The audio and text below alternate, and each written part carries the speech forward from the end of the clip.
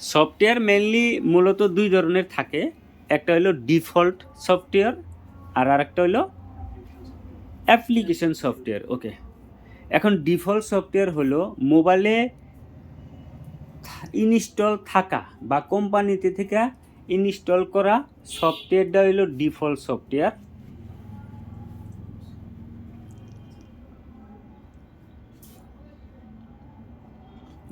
Default software হলো মোবাইলে যে কোম্পানি থেকে ইনস্টল করে দেয় মোবাইল লঞ্চ হইনার টাইমে যেটা সফটওয়্যার মোবাইলে থাকে হেডারে কয় ডিফল্ট সফটওয়্যার।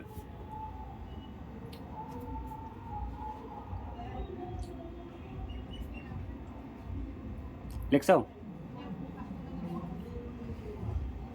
সফটওয়্যারে আমরা রোম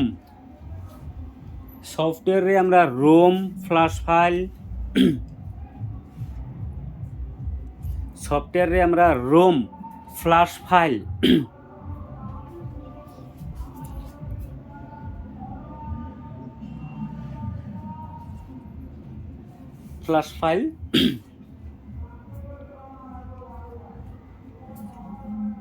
লিখছ।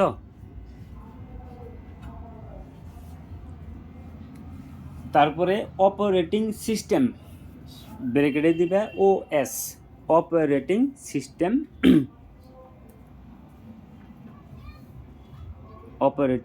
সিস্টেম বলা হয়। একটা মোবাইল লঞ্চ হওয়ার সাথে সাথে ওই মোবাইলে থাকা সফটওয়্যারটাকে একটা মোবাইল লঞ্চ হওয়ার সাথে সাথে ওই মোবাইলে থাকা সফটওয়্যারটাকে স্টক রোম বলা হয়। স্টক STOCK স্টক রোম বলা হয়।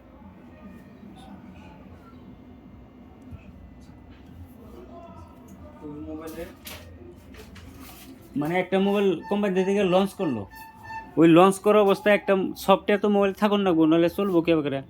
ওই সফটওয়্যারটারে কয় স্টক রোম লেখছাও।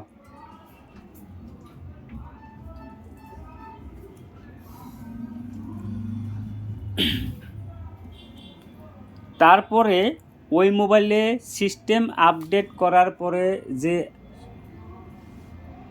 রোমটা আপডেট হয় বা সফটওয়্যারটা আপডেট হয় ওই সফটওয়্যারটারে কয় কাস্টম রোম।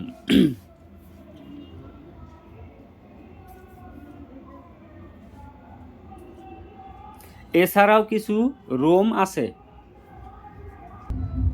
তাহলে সফটওয়্যার হলো তোমার custom ROM, stock ROM, custom ROM, developer ROM আর ENG রোম। টোটাল এডি মানে ফ্ল্যাশ ফাইল বা অপারেটিং সিস্টেম পাওয়া যায়। এখন কথার মধ্যে কথা হলো একটা মোবাইল হলো লেখা থাকুন এটি, একটা মোবাইল যখন লঞ্চ হয় মানে কোম্পানি থেকে বাইর করে বেচবার নিকে, তখন ওই মোবাইলটার মধ্যে যেটা সফটওয়্যার থাকে, হ্যাঁ, ওই সফটওয়্যারটারে কী কয় স্টক রমের পরে যেটা আমরা আপডেট করার পরে ওটা হয়ে জায়গা কাস্টম রোম।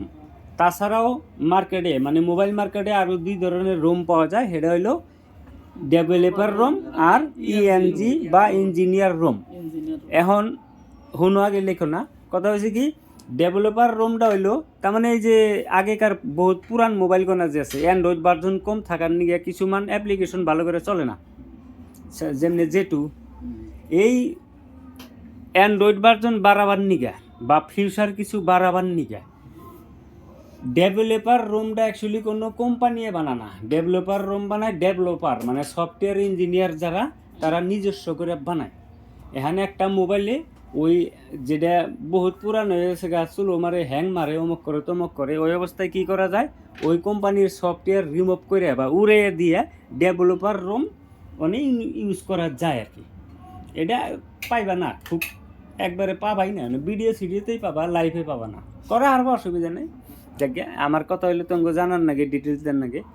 আর ইঞ্জিনিয়ার রুমটা হইলো লেখা নাকবো না, শুনো ইঞ্জিনিয়ার রুম হইলো তোমার যে হেরা, তার মানে এই যে আমরা ইএমএমসি বা ইএফএস চেঞ্জ করি যে, মানে ইএমএমসি বা সফটওয়্যার আইসি যেটা, এই সফটওয়্যার আইসিটা চেঞ্জ করবার নিকা হইলে